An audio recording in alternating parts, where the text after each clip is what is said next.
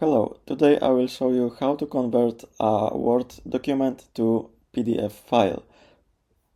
So first we have to make our Word document. Here's mine. As you can see, it is simple, just for example.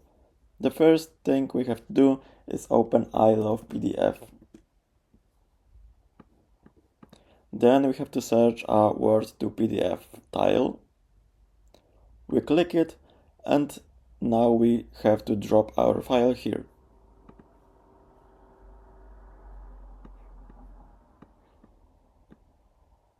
Now we click Convert to PDF. And now we have to wait about 1 minute.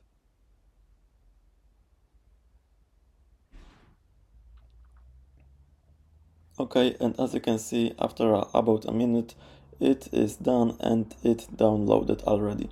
So I can open it. And as you can see, it is already PDF. So the work is done. If you enjoyed this tutorial, leave a like and subscribe to the channel. Thank you for watching. See ya.